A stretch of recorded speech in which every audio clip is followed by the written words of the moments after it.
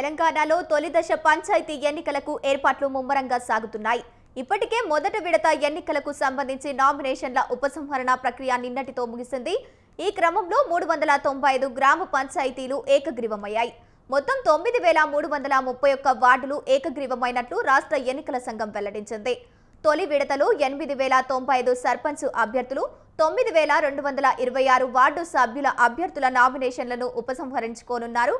ఈ నెల 11న తొలి విడతలో మిగిలిన 3836 పంచాయతీలకు ఎన్నికలు జరగనున్నాయి.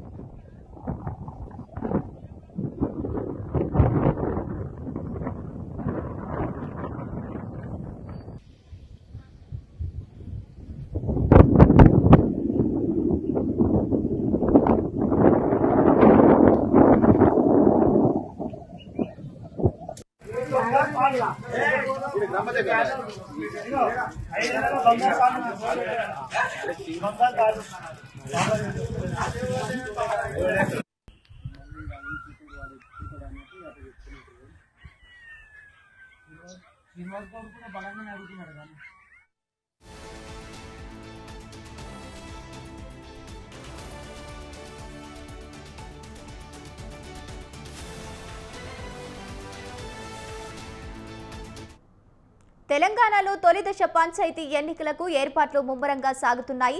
ఇప్పటికే మొదటి విడత ఎన్నికలకు సంబంధించి నామినేషన్ల ఉపసంహరణ ప్రక్రియ నిన్నటితో ముగిసింది. ఈ క్రమంలో 395 గ్రామ పంచాయతీలు ఏకగ్రీవమయ్యాయి. మొత్తం 9331 వార్డులు ఏకగ్రీవమైనట్లు రాష్ట్ర ఎన్నికల సంఘం వెల్లడించింది.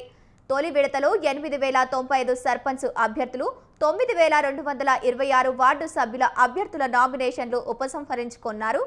ఈ నెల 11న తొలి విడతలో మిగిలిన 3836 పంచాయతీలకు ఎన్నికలు జరగనున్నాయి.